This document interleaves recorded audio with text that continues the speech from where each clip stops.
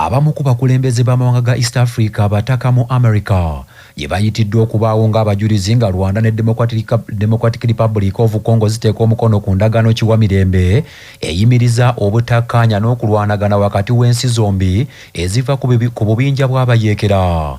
Omukulembeze wa America Donald Trump ye yayise abakulembeze b'ensi zino era ye yawoomya omutwe mu nteekateeka zonna ez'ensi zombiriri okuteeka omukono ku ndagaano ekomyawo emirembe mu buvanjuba bwa Democratic Republic of Congo.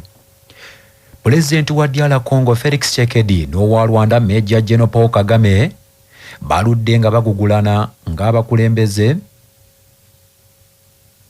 ng'omukulembeze wa DR Congo Felix Tshisekedi alumiriza owa Rwanda Paul Kagame okuvujjirira akabinja k'abayeekera aka M23 akatigomya DR Congo.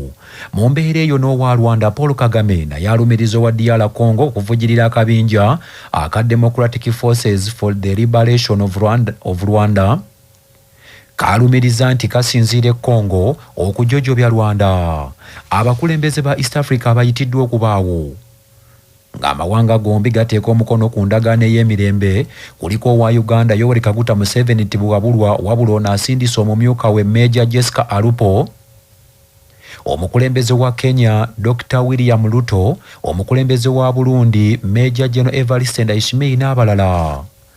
Okulwanagana kuno okumaze emyaka egiwerako kuviiriddeko abantu bangi mu bitundu by'obuvanjuba bwa DR Congo okufa, abalala okubundabunda ne balekawo ensi yaabwe ne baddukira mu mawanga okuli Uganda, Rwanda, Burundi n'ensi endala. Bayise abazinya moto era bazze nga bayambibwako eggye ly'eggwanga erya UPDF kossa poliisi ne batandika okuzikiriza omuliro guno era nga kibatwalidde kumpi eddakiika 40 okuzikiriza omuliro guno. Obuyumba bwonna tubuyite buwooteri obufumba emmere naye nga bwabibaawo wano ku Nasa Road ababadde babufumbiramu bonna badduse emmere esiridde entamu balesaawo ne bateekako kakokola tondeka nnyuma okutaasa obulamu. Wabula ekyennyamiza nti wansi oba ekyemmanga wa buwooteri wano wabadde wate parking y'emmotoka era n'abo abapakinze emmotoka zaabwe ne bagenda ku mirimu gyabwe mu kibuga Kampala nabo baleesezambu okugyawo emmotoka zaabwe nga tezinnakwata muliro ku lwa 88 akatonyeze munana y'obujjajja lwasa mayinja. Nze Munabuddu Lukenge Sharifu wano mu kibuga Kampala. Bannaddiini mu bitundu by'e Kasese bawanjagidde omukulembeze w'eggwanga Yoweri Kaguta Museveni tibwabulwa ayongere okutebenkeza emirembe mu ggwanga lino saako okulwanirira eddembe ly'obuntu. Bannaddiini abo abakulembeddwamu Bishop Nason Baluku owa South Rwenzori Diocese basinzidde mu lukuŋŋaana lw'ebyobufuzi e Kasese bwe babadde baaniriza omukulembeze w'eggwanga ne bamutegeeza nti Uganda kaakano erimu emirembe wabula ng'ekisaanye okukolebwa kwe kwongera okuginyweza. We thank you for our President Yoweri Kaguta Museveni. We thank you for using him, that through him, Uganda has experienced peace, development, and stability. We pray that, Father, may your love, mercy, and favor be upon him, that through him you will continue to cause development and peace in this country. Mu mbeera y'emu abantu b'e Kasese beebazizza omukulembeze w'eggwanga olw'okutumbula ebyobulamu, ebyenjigiriza n'ebirala by'atadde mu kitundu kyabwe. James Mbahimba, ssentebe wa NRM e Kasese, ategeezezza nti basanyufu olw'ebyokwerinda gavumenti eno byetadde ku nsalo ya Uganda ne Congo ne basaba gavumenti ebayambeko ku nsonga ey'ekibbattaka eyeeyongedde ennyo e Kasese. Mu ngeri ey'enjawulo bano beebazizza omukulembeze w'eggwanga olw'okuyimbula omusinga wa Lwenzululu era ne bamujjukiza okuyambako obusinga okuzzaawo olubiri lwe olwakubwa mu 2016.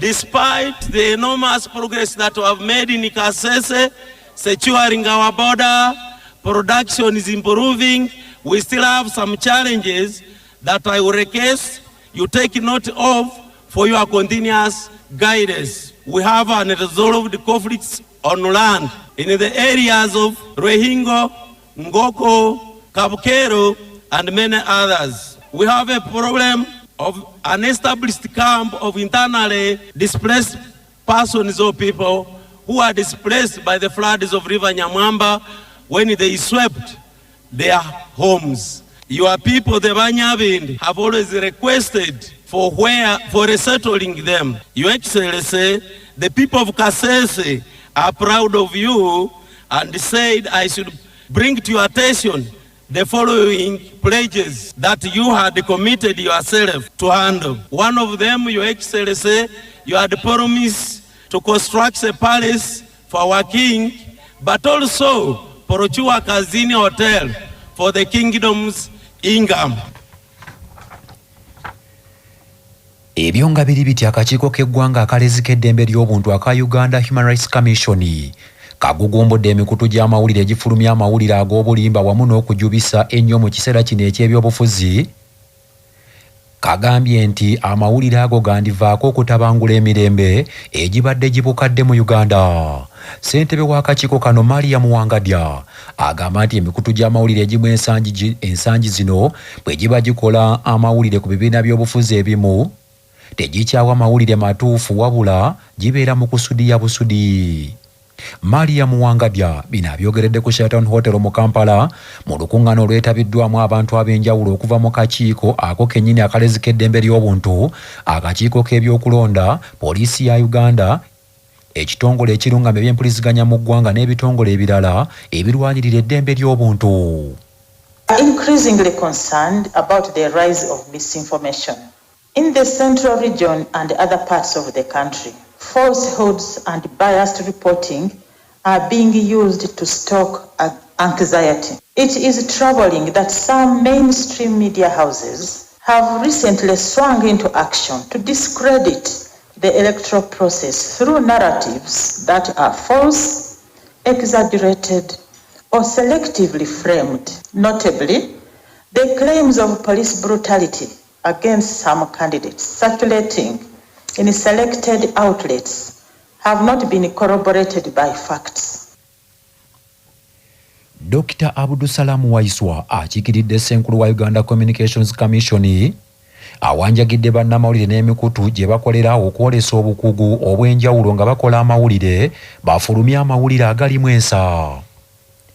Dina Kyasimire, kamisona okuva mu poliisi nga yakiikiridde Ssaabapoliisi wa Uganda, agambye nti si kigendererwa kyabwe okukuba omukka ogubalagala mu bantu wabula nti olumu bakikola okugumbulula abawagizi ababeera batagoberedde mateeka.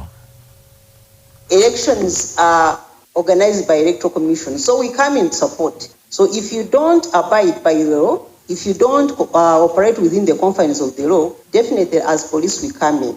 But we are not there to stop people from exercising their rights, because that's why we are there. We are there to ensure that each citizen enjoy their rights, but within the law. But someone would argue that, like the example you've given of passing a particular place and the other, you don't have pass this particular place, it only applies to a certain section of candidates. And in most cases, they are the opposition candidates. Ate ye Julius Muchunguzi omwogezi w'akakiiko k'ebyokulonda ategeezezza ab'amawulire nti obuvunaanyizibwa bwabwe kwe kukakasa nti eggwanga lifuna akalulu ak'emirembe era ak'amazima n'obwenkanya. Teeka ne tutuuka n'okukiseera ng'abantu bagamba nga kampeyini zino tetulabamu mwasi, tetulabamu vibe. Akakiiko nagamba nti Abannayuganda baagala akalulu ne kampeyini ez'emirembe, naye ennaku zino eziyiseeko tulabyewo ebifo ebimu abaddewo emivuyo egituuse n'okufiiramu Bannayuganda.